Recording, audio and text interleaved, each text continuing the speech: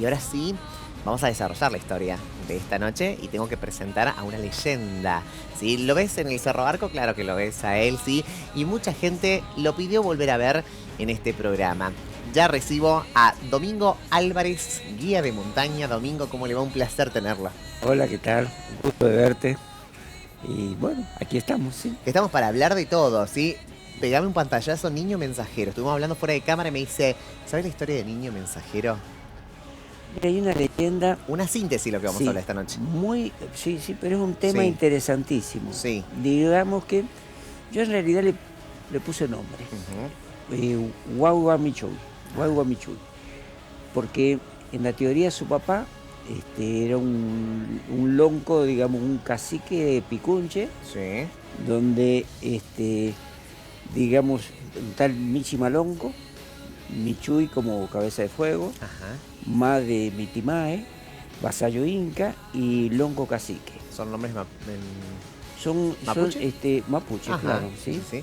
sí, Sería un lonco mapuche. sí.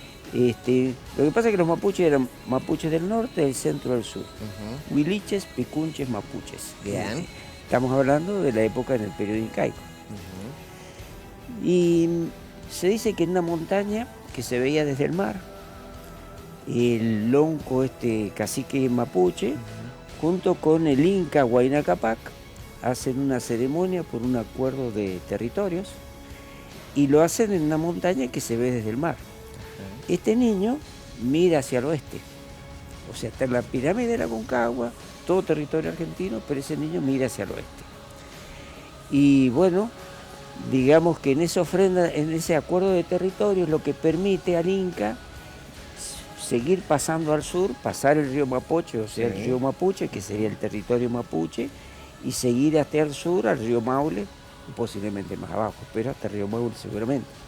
Entonces esa ofrenda es algo, digamos, como extraordinario, porque Ujú. es una capac ocha. Sí. Capac, un término, digamos, un término como lo máximo, extraordinario, Ujú. como si nosotros tuviéramos que decir en el idioma nuestro, es la excelencia de la excelencia, lo más grande. Sería Bien. así. Entonces la ceremonia más grande, en una ofrenda, digamos una ofrenda por territorio, un acuerdo Sí. de territorio, y se hace como un acuerdo extraordinario. Ese sería el niño de la Concagua, que yo dije, bueno, Guaguamichuy, Guaguamichu, por el que sería ese en la teoría el nombre de su papá, que Ah. significa cabeza de fuego. Cabeza de fuego. Y ya vamos a desarrollar un poquito más, que interesante todo lo que va a contar Domingo esta noche, pero también voy a recibir a él, el Julio Más, también guía de montaña, y tenemos imágenes ya para presentarlo porque él estuvo allí. Si tenemos las imágenes, chicos, porque quiero que nos cuentes, Julio, cómo es el Aconcagua, ¿sí? ¿Por qué te surgió ser guía? ¿Qué pasa allí, no? Bueno,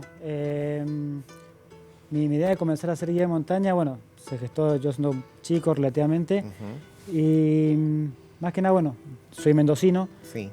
siempre estuve por eso bastante vinculado con la montaña y la primera vez que subí una montaña tenía 16 años, lo hice con un amigo. El primer cerro que yo subí fue el Cerro Mano, de la precordillera, y de ahí, bueno, fue como amor a primera vista. Me di cuenta que quería ser guía, que quería escalar montañas y bueno, eh, con el tiempo bueno, empecé a hacer actividades muy relacionadas Ujú. a la aventura hasta que entré a la escuela de guía Sí. y bueno, rápidamente quise terminar la carrera para justamente ser guía y bueno, se ven muchas cosas, muchas emociones muy lindas en la montaña. Tenemos los videos, chicos, la foto en los videos. A ver, para ver, ¿sí? Lo que... Ah, todavía no, todavía. Bueno, un ratito vamos a tener los videos, ¿sí? Porque nos mandó y queremos obviamente revivir eso. ¿Pasan cosas extrañas allí? En el Aconcagua. ¿Qué pasa con una persona que se arriesga a subir? Digo, mucha gente habla de, bueno, de este hombre que ayuda a aquellos que están perdidos. Sí, bueno, Ya vamos a desarrollar quién es, ¿no? Pero... sí, se dice como, este fenómeno ocurre no solamente en la Aconcagua, sino en muchas otras montañas del mundo, ¿no es Ujú. cierto? Se dice que sí, que son espíritus de personas que han sido montañistas o muy amantes de la montaña y eh, que cuando una persona se pierde, ¿no es cierto?, en la montaña, estas personas, estos espíritus, ¿no es cierto?, como que aparecen y le marcan el camino de regreso, ¿no? Wow. A aquel que se pierde en la montaña. Sí, hay un personaje en Aconcagua, ¿no es cierto?, que se dice que es Hans Stepanek, es un montañista, él bueno, venía de Europa, de Austria, se radicó aquí en Rosario y realizó las primeras ascensiones a cerros de importancia, ¿no es cierto?, en el Cordón del Plata. Hans Stepanek realiza la primera ascensión al Cerro El Plata en 1925. También realiza la segunda ascensión y bueno, conoce a un compañero, Gosler, ¿no es cierto?, que también venía de Europa, y juntos planifican lo que vendría a ser la primera expedición al Cerro Concagua. Stepanek, bueno, y Gosler comienzan a ascender. Gosler tiene que regresar, ¿no es cierto?, por temas laborales. Sí, tenemos las imágenes, chicos, la ilustración, Juan, significa, tenemos las imágenes, sí, para ilustrar el momento y para conocer a quién vos estás hablando. Estamos hablando de esto en 1926. 26, sí. Es la época romántica del montañismo, ¿no? Se dice que es romántica justamente porque no se escalaba con la tecnología que lo hacemos hoy en día, ¿no? Allí está, ahí estamos ahí. No, ¿quién fue Juan? Juan Stepanek, exactamente. Y bueno, él... se notan que no regresaba, ¿no es cierto?, de la cumbre, o sea, de la Concagua, y bueno, se inicia la búsqueda. Justamente Gosler se pega la vuelta, entra al cerro nuevamente, no lo encuentran, y bueno, después sí, se lo encuentra en una expedición, ¿no es cierto?, que tenía como digamos, el objetivo de encontrar justamente a Hans Stepanek. Sí. Lo encuentran 30 años después, ¿sí? Y bueno, se dice de que Hans Stepanek quedó, ¿no es cierto?, en la Concagua, y muchos montañistas que se han perdido. Yo tengo un compañero que su primera cumbre en la Concagua, él estaba en la cumbre, se le cerró la montaña, no sabía por dónde bajar, y dice que a lo lejos él veía, bueno, a unos metros, él veía a una persona con vestimentas antiguas, ¿no es cierto?, que no le hablaba, no le decía nada. Y él cuando se acercaba a esta persona como que se alejaba un poquito, ¿no? Que lo que se notaba era que el espíritu no quería que lo perdiera de vista. Así lo fue siguiendo hasta que llegó a Nido de Cóndor y ya reconoció, ¿no es cierto?, el lugar y pudo bajar. Wow. Cuando baja, y bueno, se lo comenta a algunos y le dicen de que sí, que se había encontrado con el espíritu de Hans Stepanek. Hans Stepanek hoy descansa, ¿no es cierto?, en el cementerio de los sandinistas. De los sandinistas. Ahí estamos viendo la placa. Ahí tenemos la placa de este hombre misterioso, ¿sí?, que era austríaco, que vivió en Rosario, que luego vino a Mendoza para realizar esta experiencia. Ahí lo tenemos. Y dice que este hombre se aparece a algunos guías para salvarlo. Vendría a ser como un espíritu bueno. Sí. ¿No? Si tuviéramos que describirlo o definirlo. Un espíritu que te guía, que no quiere que pases por lo que él pasó. Exactamente, sí. Uno más que nada lo conoce, ¿no es cierto?, por algunos relatos o algunas cosas. Se conoce de él, ¿no es cierto?, por montañistas que han un poco indagado, ¿no es cierto?, en la historia de estas personas. Pero sí, son personas que evidentemente han perdido la vida en una forma trágica. Que eso también un poco la otra cara, ¿no?, lamentable que tenemos, que siempre la montaña se la está como relacionando con temas trágicos. Bueno, eso es lo que a veces intentamos nosotros como transmitir, que también pasan cosas buenas en la montaña, porque es un lugar energético muy, muy lindo, ¿no es cierto?, donde la montaña no es un lugar peligroso, es un terreno potencialmente peligroso. Es decir, pueden ocurrir cosas, sí. Pero la idea es como que empezar a tratar este tema, ¿no es cierto?, con mucho respeto. Y sobre todo que se animen aquellos que nos están mirando en poder vivir esta experiencia. Ahí veíamos algunos de tus videos. Es como otro mundo, ¿no?, en la Concagua. Y por eso queremos revelar de qué se trata también. Domingo, ¿usted escuchó de este hombre, de Juan, en esa época cuando usted...? Sí, yo he escuchado de Stepanek, y también escuché una expedición de Daniel Heisenberg, que durmieron en el refugio Independencia. Les tocó mucho mal tiempo y se refugiaron ahí en un refugio, un lugar muy ventoso, muy frío, muy incómodo. Y en la noche dicen que estaba la Janet Johnson, que fue una mujer que muere en el glaciar polaco y que como le dijeron, era como si tenían que seguir al fondo. Para ahí se nos cortó el micrófono, sí, mientras estamos estamos viendo estas imágenes. Ahí retomamos, Domingo, ¿sí? Vamos ahora sí a saludar también a él, que nos está acompañando, Daniel Cucciara, le dije. ¿Será italiano, Daniel Cucciara? ¿Cómo le va? ¿Cómo anda usted? Muy bien. Saludo a la Vos también audiencia. sos jefe de guardaparques de la Aconcagua actualmente. Sí, me desempeño como jefe de guardaparques del área, junto con otro compañero, con Eduardo Chamorro, en turnos de 15 días.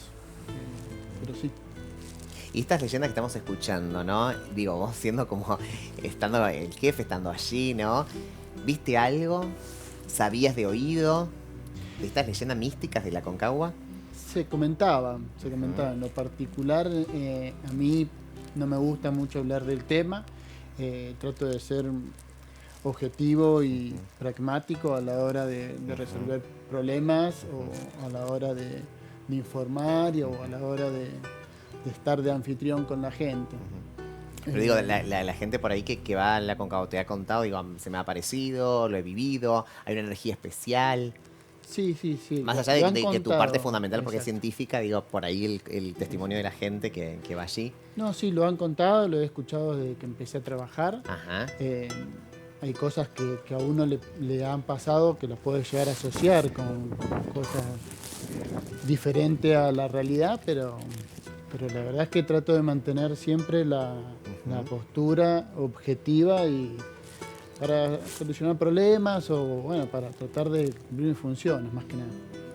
Perfecto. Bueno, y allí estamos mirando imágenes, ¿no? Y aquellos que no conocemos y aquellos que no estamos, Juli, digo, es un micromundo lo que sucede. Lo vuelvo a repetir porque me sorprende, bueno, aquellos que nunca pisamos el Aconcagua y solamente podemos acercarnos con las imágenes. Claro, pueden pasar muchas cosas allí. Sí, pasan muchas cosas, son muchas las emociones que se viven, ¿no? El Aconcagua, bueno, es el cerro más alto de América, es decir, la montaña más alta del mundo después de la cadena del Himalaya. Sí. Y hoy en día tiene mucho auge por el hecho de que forma parte de la Seven Summit, ¿no es cierto? La Seven Summit es un programa en el cual consiste escalar las montañas más altas de cada continente. Sí. La Aconcagua, bueno, forma parte de este programa. Ajá. Seven Summit, es decir, todo el mundo se preguntará cómo son 7 cumbres y si son 6 continentes. Lo que Claro. pasa es que justamente el continente americano está como partido en dos. Y bueno, en Norteamérica está el Denali Ajá. y en América, sí, en Sudamérica el Aconcagua. Muchos montañistas, sobre todo europeos, son los que intentan completar este programa de Seven Summit. Y bueno, es por eso que también el Aconcagua Es tan importante. es muy importante y Y- recibe casi 7.000 montañistas por año. Vos sabés, Juli, que cuando hablabas de energías especiales, digo, claro, son lugares históricos, primero, y todo lo que tiene que ver con la montaña, todo lo que tiene que ver con la naturaleza, pero sobre todo la montaña, pasa algo particular con las energías. Pero digo, no es casualidad de que se aparezcan ciertas cosas, que hayan ciertas cosas. Bueno, también tiene que ver con esto de los mitos y la leyenda de nuestra provincia. Sí, como mencionaba Domingo más temprano, Ujú. el Aconcagua, es decir, es muy elegido de por sí, por civilizaciones anteriores a la nuestra, en este caso los incas, los huarpies que habitaron en Mendoza. Los incas provenían desde el Perú, bajaron por la cordillera de los Andes, cruzaron por el antiguo camino del Inca y se encuentran, ¿no es cierto?, aquí en Mendoza y con el Aconcagua. Los incas consideraban, ¿no es cierto?, que aquí en la tierra estaban las personas, como ellos eran politeístas, creían en el dios de los astros. Inti era el dios sol, Huaca era la luna. Entonces ellos consideraban que en el espacio, ¿no es cierto?, estaban los dioses y que en el centro no había nada, no había comunicación prácticamente. Entonces ellos percibían que la tierra se movía, que habían periodos de sequía. Ellos decían, los dioses se han olvidado de nosotros. Entonces crearon la capacocha. La capacocha es un ritual religioso que consistía en tomar a un niño de unos 7, 8 años, se lo seleccionaba por su clase social, por su belleza, y se le explicaba a ese niño de que no iba a morir, sino que iba a pasar a otra vida a cumplir, como decía Domingo, la función de mensajero. ¡Wow! Qué Entonces, fuerte lo que... Vos me dijiste clase social, ¿a qué niños agarraban? ¿Clase baja, clase alta? No, una clase alta, ¿no es cierto? Una clase alta. Ajá. Tenía que ser, sí, un niño especial, ¿no? Sí. Eh, entonces los subían hasta lo más alto, que era el Apus. El Apus era el dios de la montaña. Y ahí realizaban un ofrendatorio. No es un sacrificio, es un ofrendatorio, porque era una ofrenda a los dioses. Entonces a este niño bueno, se le daba un té que le revolvía el estómago, le provocaba vómito de diarrea, se deshidrataba y prácticamente el niño moría, pero antes de que muriera se lo colocaba en un atavío con todo su ajuar. El ajuar consistía en estatuillas, ¿no es cierto?, que le recordaban su cultura, alimento, armamento, todas cosas que le fueran a servir para la otra vida. Todo eso formaba parte de un atavío. Lo enterraban en el suelo y ahí sí el niño moría enterrado vivo, cumpliendo la función de mensajero. Es decir, después los incas se comunicaban con la Capacocha, hacían sus pedidos, ¿no es cierto?, y la Capacocha como que se comunicaba con los dioses. Era como un sistema de satélite, prácticamente, este niño. Y después, bueno, lo encuentra esta famosa expedición del Club Andinistas Mendoza, los hermanos Pierobón, Pisolón. ¿Qué año estamos hablando cuando lo encuentra? 1985. Ajá. Por eso es que cuando extraen la momia, Sí. toda la comunidad mendocina entra como una psicosis, porque al poquito tiempo tuvimos el terremoto del 85. Claro. Entonces, la comunidad... Fue el mismo día. El mismo día. O sea, cuando estaba la expedición para retirar al niño mensajero, ese día fue el día del terremoto. Entonces dijeron, por culpa de esta expedición, tuvimos este famoso terremoto que mató a 6 personas y destruyó muchas viviendas. Y muchos ¿no? los atribuyen a que removieron algo que no tenían que remover. Porque me imagino, a ver, removieron algo que hacían hace mucho tiempo en forma de ofrenda, como vos dijiste, pero a raíz de esto pasó esto en Mendoza, el terremoto. Entonces, muchos le adjudicaron eso de que, ¿por qué removieron? Sí, de hecho, también coincide con el periodo de sequías que hubo en la provincia de Mendoza. O sea, justo empezaron los problemas de sequía. Sí. Inclusive quisieron devolver la momia, pero desconocían cómo era realmente el ritual de la Capacocha. Entonces era en vano devolverlo, ¿no? Y bueno, al día de hoy hay gente que sí le atribuye la culpa al club y a todo. Hay algunas hipótesis que también se dice que no se hizo para detener los terremotos ni la sequía, sino para conmemorar la muerte del Zapa Inca Huayna Capac, que fue el último emperador incaico. El penúltimo emperador que, bueno, llegó el imperio de los incas, digamos, de una forma extraordinaria. Ya después, cuando él elige a su hijo Atahualpa para que le sucediera en el trono, ya después, bueno, entra Pizarro, ¿no es cierto?, y provoca la conquista de los pueblos originarios. Pero en cierta forma, bueno, es muy loco cómo coincide, ¿no? Cómo coincide todo, esto. ¿no? Y aquellos que nos están mirando en este momento, ¿no? Y capaz que muchos mendocinos que nos están mirando en este momento recorrieron, ¿no? Esto o escucharon de lo que sucedió, ¿no? Con el tema del niño mensajero, de la momia, del terremoto. Todo coincide, ¿no? Para creer en este mito, Domingo. Mira, yo te cuento. Sí. A mí me habla una comunidad de originarios y para que, como yo había subido el filo suroeste. Sí. O sea, yo escalo el Aconcagua por el filo, también por el lugar del niño mensajero. Sí. Yo estuve ahí en 2 oportunidades. Y a mí lo que me llamó mucho la atención cuando llego al lugar es que no hubiesen dejado, los arqueólogos no hubiesen dejado un pircado señalizando el lugar. Y yo encuentro y veo tierra que era tierra del valle, con pajas y esas cosas, que sin lugar a duda era parte de la ofrenda. Entonces, digamos que yo en realidad, tras esa situación, para mí fue algo muy especial, porque justo después de subir la pared sur de la Aconcagua, es como que andaba buscando algún otro desafío distinto y bueno, habíamos sacado permisos para subir un 8000 y teníamos problemas por las cuestiones económicas nuestras, propias de la Argentina. Y al ver que no había, digamos, que no se había dejado una construcción, algo representativo, como para que dijeran, de aquí se sacó un niño mensajero, yo dialogando con unos quechuas, amigos que radicados acá en Mendoza, está Miguel Maiguay, que Él es nacido en el callejón de Huaraz, entre la Cordillera Blanca y la Cordillera Negra. Entonces dialogamos sobre la alternativa de que él fuese y hiciese una ceremonia,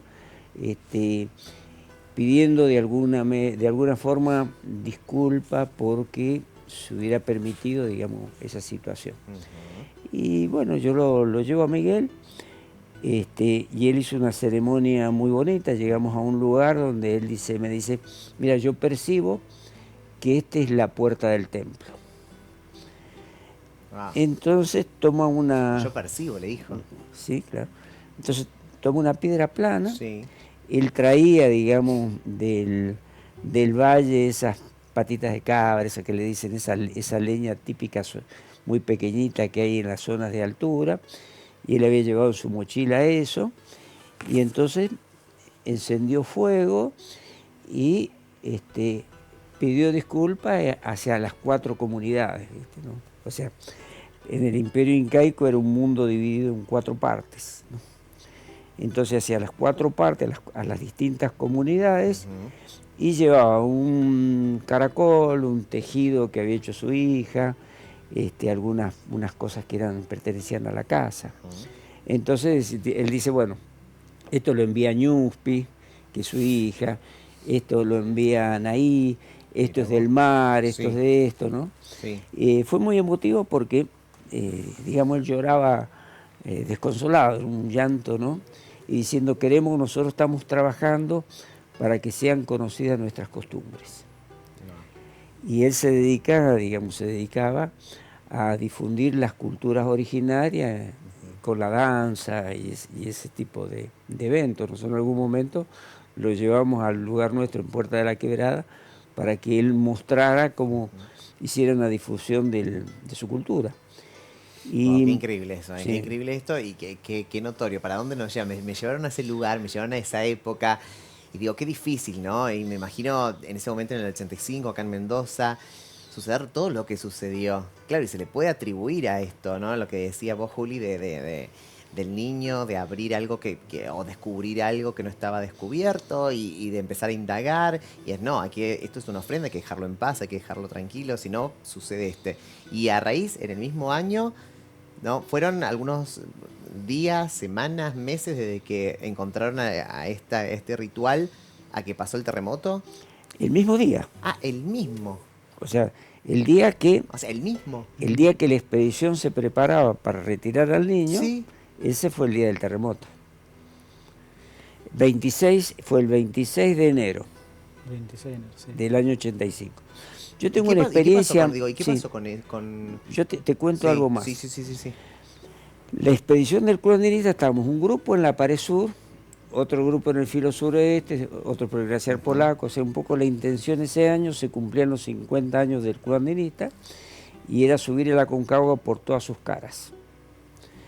Los días anteriores, que fue del hallazgo, hubo unas tormentas eléctricas tremendas. Y en una de las noches, digamos, de una de las grandes tormentas eléctricas, a mí se me prende fuego el cabello, ¿no? ¿A usted? Claro, tenía cabello. Tenía cabello. En ese momento tenía cabello. ¿Pero por qué se le...? Y por la corriente estática, una tormenta eléctrica. Sí. Una tormenta eléctrica. ¿Y se le incendió la tormenta? En plena tormenta, claro. Nosotros estamos en un campamento, en el espolón, lo que se llama el espolón francés, ¿no es cierto? Estamos en un lugar en la teoría de protección, digamos, y todo el filo como si emitiera luz. Es una tormenta eléctrica tremenda, no te puedes imaginar. Zumba todo, por colocar la piqueta hace ruido, todo lo que es metal hace ruido, tu cuerpo te da corriente, sentís todo eso, o sea, sabés que en cualquier momento viajaste, ¿no? Viajás, sí, total. Claro. Y a mí se me prende fuego el cabello y ahí me meto a la carpa. Sí. Y yo le digo, mira, la carpa va a funcionar como una jaula de Faraday, porque la corriente pasaría por fuera de la carpa. Mis compañeros me dijeron, mira, te creo, pero ninguno se asoma. Yo digo, mira, asomate porque el filo emite luz, ¿no? Era como una cosa increíble. Fue unos días antes, tras esa tormenta, digamos, tras esa situación, los del filo suroeste se vuelven y bajan. Y es cuando encuentran, digamos, fue el hallazgo de la momia, unos días antes. Cuando fue el día del terremoto, mis compañeros estaban retirando, digamos, habían ido a bajar el resto de la expedición, las carpas y todas las cosas que hemos dejado en la base de la pared. Y digamos que toda la Aconcagua eran avalanchas del lado de la cara sur. O sea, hay algunas imágenes, si es posible, las podemos conseguir y verla un día. Le pedimos a la producción. Toda la pared cayéndose completa, toneladas de hielo, que si nosotros hubiéramos estado ahí en ese lugar, evidentemente no... Tiene un promedio de 60 avalanchas por día. Lugar. ¿Cómo? Un promedio de 60 avalanchas por día tiene esa pared. Pero era toda la pared completa. En todas. En ese momento la pared completa cayéndose y el polvo en suspensión, digamos, quedó el cielo totalmente cubierto durante ese día y el día siguiente prácticamente, una especie de neblina de esas micropartículas de polvo en suspensión. Que era hielo, digamos, ciertas pequeñas partículas de hielo. Que mis compañeros decían, mirá, al año siguiente nosotros fuimos nuevamente a la pared, que el año ese, antes del 85 nos bajamos, al otro año sí la subimos, y dice, mira, mejor no miremos esta foto de la pared completa cayéndose, porque si ni siquiera la intentamos. Total. Y le quiero preguntar también a Daniel, ¿sí? Daniel, ¿cómo se encuentra hoy, ¿no? Nuestro Aconcagua? Digo, ha cambiado mucho, se ha modificado mucho la parte geológica de la Aconcagua. Se han modificado, creo que en estos últimos años, a raíz de la pandemia, con el tema de biodiversidad. Han aflorado en la parte de la vegetación, propiamente dicho, al no haber el tránsito de mulas, al no haber tránsito de gente, de visitantes, andinistas en general, se ha ido recuperando cierta parte de la flora y también de la fauna. Hemos encontrado en los últimos meses registros de que la fauna está llegando un poco más a lo que es la ruta. Sin ir más lejos, guanaco, puma en Punta de Vaca un par de veces. Cosas que dan a entender. Y en lo que es la parte de glaciares y la parte de la pared sur, sí ha disminuido por esto del cambio climático, cada vez menos nevada. Se lo podemos atribuir también un poco a lo que contaban los chicos acá de haber sacado la momia y demás. Mucha gente he escuchado que ha atribuido la falta de nevada. Sin ir más lejos, no me acuerdo bien el año, pero en el año 2003, desde Orcones, estando con un compañero antes de empezar la temporada, escuchamos un fuerte ruido y observando de lejos intuimos que parte de la Palamén se había movido, se había caído. Estamos hablando bien la parte sur, ¿no? Mirando con binoculares y demás. Y como decía recién Julio, el tema de las avalanchas, sí, muchas.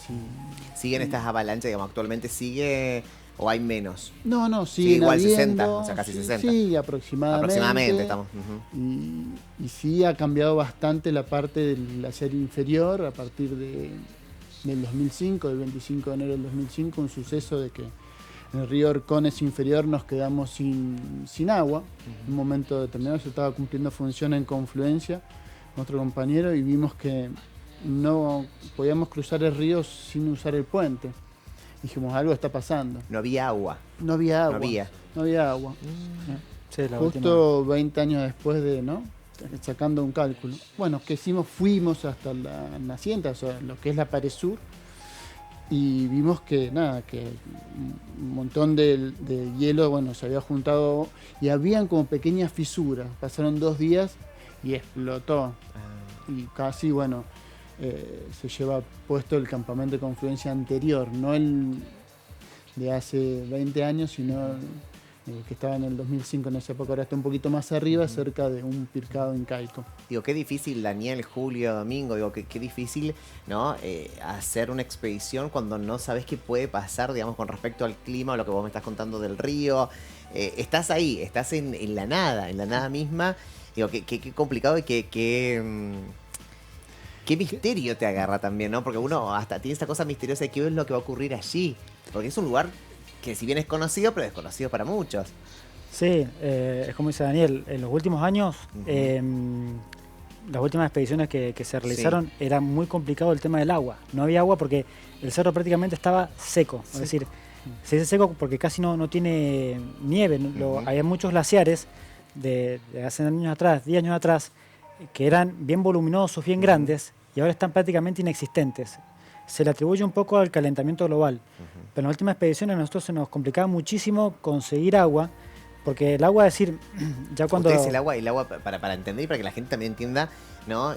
Junto a nosotros, ustedes el agua que utilizan para guiarse, ¿no? Para, digamos, ustedes van como guía, ¿sí? Ustedes necesitan agua, lo sacan de ahí, del río. Del río cuando estaba en Plaza de Mula. Cuando están en Plaza de Mula. Pero ya cuando empezás a hacer los primeros campamentos de altura, el primero que tenés es Canadá, después Nido Cóndor y después Cólera. Bien. Esto para entender un poquito el mundo de que es desconocido para nosotros. Sí, sí. Ajá. Pero cuando dejás Cólera, cuando dejás Mulas, se acabó la comodidad. Ya vas a comer sentado en una carpa. ¿Y qué pasa ahí? Nuestra función como guía es conseguir agua. ¿Por qué? Porque justamente el cuerpo tiene que comenzar a aclimatarse para no entrar en lo que se llama el mal agudo de montaña, el MAM. ¿Qué sería eso? Y que te puede dar edema pulmonar, edema cerebral, edema periférico. ¿Por qué? ¿Por el frío? ¿Por la altura? Por la altitud. Imagínate que estás ya en Plaza de Mula, estás a 4.200 metros. Bien. El cuerpo tiene que estar aclimatado. Bien. El edema más común es el pulmonar y después el cerebral. Por ejemplo, el cerebral se produce, que es el más severo de todos. Sí. Se produce por falta de oxígeno al cerebro. El cuerpo, cuando empieza a aclimatar, lo que tiene que hacer rápidamente para compensar es generar glóbulos rojos. Los glóbulos rojos son los que van a enviar oxígeno al cerebro. Para eso la persona tiene que estar hidratada. Se calcula que la persona tiene que tomar 1 litro de agua cada 1000 metros y medio litro más si estás en movimiento en la altitud. Es por eso que nosotros los guías tenemos que estar buscando agua permanentemente. Una función importantísima es conseguir agua. El agua, nosotros por ejemplo en Canadá, en Nido Cóndor, la sacamos de manchones de nieve que hay, que justamente los guías conocemos cuáles son, que los tratamos de preservar lo más limpio posible. Es decir, una persona si está en la montaña y tiene que ir al baño, tiene que ir a hacer pis, por ejemplo, no puede ir a ese lugar porque va a contaminar el agua que nosotros tomamos. Esa nieve nosotros O sea, que es un código para aquellos que van aquellos guías, aquellas personas que van a la Concagua, es un código, ¿no? Ahí claro, no. Ahí no. Y permanentemente estamos chequeando que las personas vayan al baño donde tienen que ir, por ejemplo. Bien.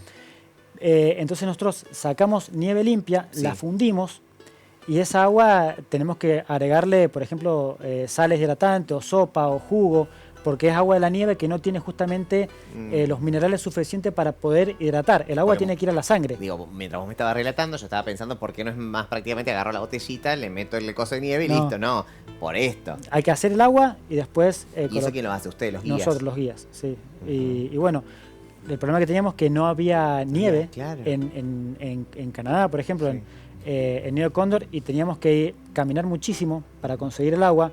En Nido Cóndor, por ejemplo, nos íbamos hasta un sector donde había una laguna que estaba congelada, teníamos que romper el hielo y sacar agua.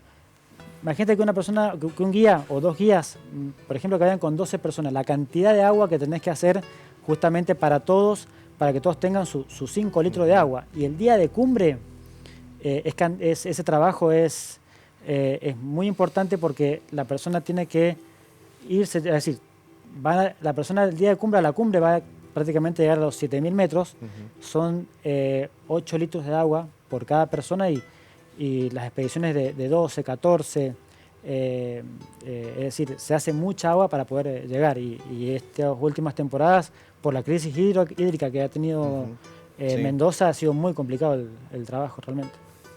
Vos mientras me estás hablando, voy y vengo, ¿no? Entonces mientras vos me hablás, yo me voy a 1926, ¿no? Sí.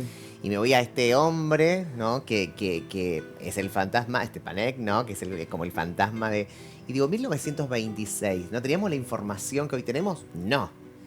Ni la información ni la tecnología. Ni la tecnología. ¿Y cómo hacía, no? En esa, digo, bueno, más allá que terminó mal el hombre, pero el amigo no, el amigo, bueno, pudo descender. Sí. ¿Cómo hacían como para ir llegando? Es lo que a mí me intriga, porque digo, hoy estamos en el 2021 y vos me estás contando esto. Bueno, hay un guía, conoce ciertos lugares, conoce la Concagua, ¿no? Y va más o menos llevándolo a la gente que con preparación previa de 6 meses, un poquito más, ¿no? Hay toda una preparación. ¿Y en ese momento Y la qué hacían? información... ¿Decían, quiero subir y subo? ¿Era así? Y se hacía mucho estudio se preparaba mucho el terreno. Las expediciones hoy en día duran 15 días. Ajá. Anteriormente duraban 4 meses, 5 meses. Claro, eso te El estaba primero preguntando. que vino a hacer Cumbre en el Concagua a intentarlo fue Paul Goodfield, ¿no?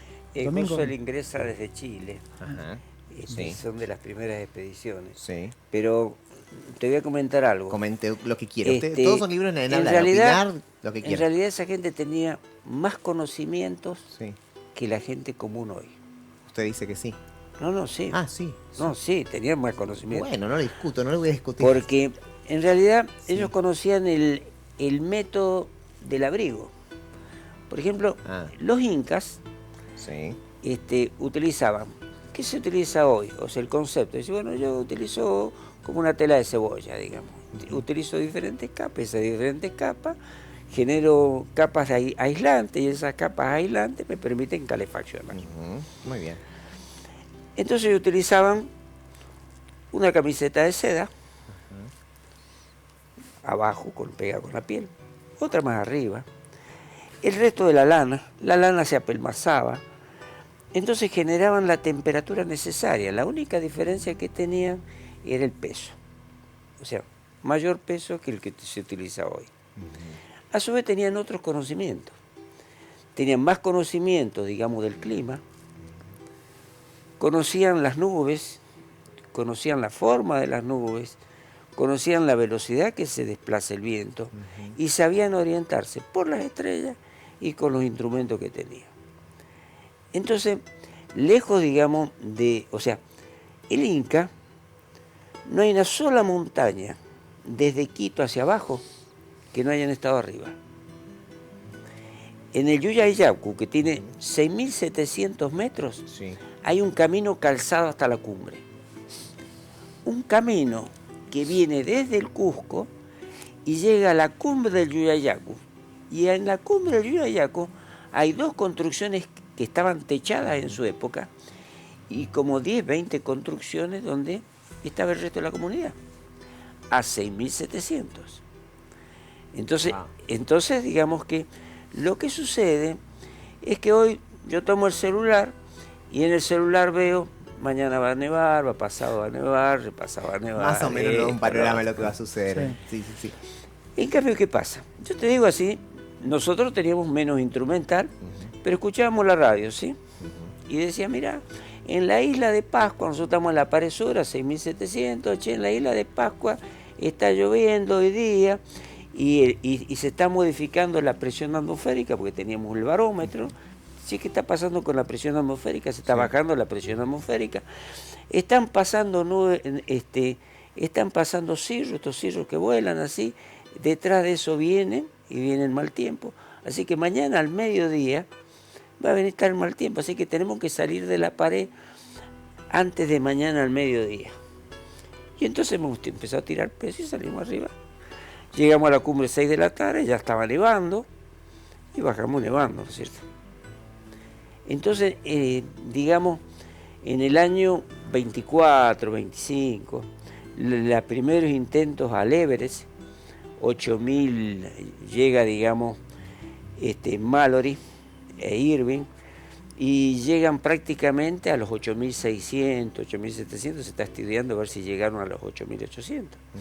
Y vos lo veías a Mallory con un saco parecido a este, Sí. su camisa de seda con su nombre y todo lo demás. A su vez tenían otra velocidad de desplazamiento, porque si no, en la campaña sanmartiniana es inexplicable que las Total, velocidades claro. que se desplazaron las tropas y el peso que llevaban no era viable. Entonces, digamos que, a diferencia de lo que muchas veces se piensa, los mismos españoles usaban el cuadrante. Y miraban el sol y bajaba el piloto y miraba el sol y tomaba así. Entonces, veía el sol, el mediodía solar, estamos en tal latitud y estamos así, y Colón vino exactamente y sabía por dónde venía. Entonces digamos que hay un conocimiento que lo que ha hecho la humanidad hoy es compactar esa suma de conocimiento que ya se tenía. Y ahora es todo como Entonces, un poquito más ágil, ¿no? Entonces como más rápido claro, entender, ¿no? Un poco claro, de la naturaleza. claro. Entonces hoy dice, no, mirá, hay un edema de pulmón, pero se escuchaba el oído, el tipo dice, che, tiene un ronroneo de gato en la base de la espalda, está complicado su pulmón, Hay que lo bajarlo vamos a urgente. bajar, ¿no es cierto? No. Entonces, digamos que... Sí, había otro tipo de conocimientos. No, mucho conocimiento de la física. Porque vos decís, mira, ¿qué pasa? Decís, bueno, la roca está estratificada de tal manera, esto es calcáreo, tiene esta verticalidad, si esto es granito, tiene esta verticalidad, si está la sombra, tiene esto. El sol da de este lugar, aquí nieva.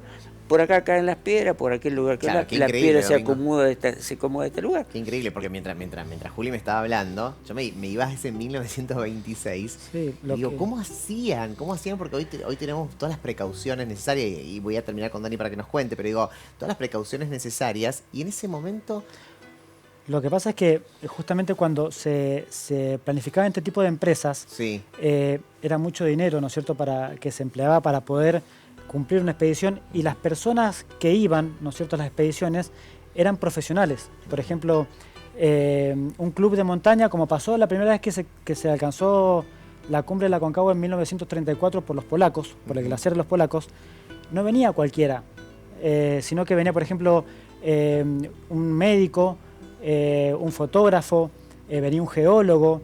Entonces se seleccionaba muy bien a las personas que eran profesionales y justamente con buen entrenamiento en montañas, y de esa manera se encaraba la montaña para conquistar una cumbre tan alta. La primera vez que se sube a la Aconcagua fue en el año 1897 por una expedición británica que venía Fitzgerald, Edward Fitzgerald, y el primero que llega a la cumbre fue Matías Zurbriggen. Y si vos te pones a ver, ¿no es cierto?, qué personas venían, y eran personas muy, muy preparadas, ¿no es cierto?, de por sí, a pesar de toda la preparación que tenían, se demoraba mucho, como te digo, unos 4 o 5 meses en llegar a la cumbre. claro, me imagino con todo el proceso. Tengo que cerrar el programa y me quiero morir porque amé el programa de hoy. Amé, y siento que me quedaron 40.000 preguntas más para hacerles. Y la gente también está participando por WhatsApp, por las redes sociales, así que agradecemos a todos aquellos que están participando. Los tengo que volver a invitar, les digo, de verdad, porque me quedé con muchas preguntas. Muchas preguntas. Dani, para cerrar, ¿cómo está hoy? ¿Sí? Aquellos que dicen, bueno, quiero ir a la Aconcagua, quiero ir, ¿pueden acceder todos? ¿En qué tiempo? ¿Está abierto durante todo el año? Mira, lo que es la quebrada de Horcones está abierto todo el año, lo que es el circuito Laguna Horcones hasta el puente del Durazno, siempre y cuando las condiciones climáticas así lo permitan. Después, a partir de noviembre, tenemos lo que es el inicio de la temporada para los trekking día, trekking con acampe, que es la modalidad del año pasado, o trekking corto, si volvemos a lo anterior, que el trekking corto son 3 días. Después, a partir de diciembre, ya empiezan lo que son trekking largo y ascenso, que son 7 días y 20 días que duran cada permiso, hasta lo que sería febrero, que es el tiempo para hacer ascenso. Bien, o sea que se puede ir a visitar a aquellos que quieran, pero los cortitos, nada de... Hoy los cortitos, Los y hasta nuevo aviso. Hasta nuevo aviso, eso. Claro, no se sabe qué va a pasar en la No sabemos. temporada. Esperemos que Estamos sí, todos ahí. es lo que se está deseando, que esto se solucione, Sí. ¿no? Y que termine esta bendita pandemia y bueno, nada. Y poder volver a una normalidad con ciertos cuidados, con recados y respetando siempre la naturaleza. Y seguir conociendo, ¿no? Y Seguir seguir conociendo conociendo. estos lugares que son maravillosos. Les quiero agradecer a los tres, muchísimas gracias, porque el programa de hoy me pareció súper interesante. No podía terminarlo y la producción me decía, estamos corto de tiempo.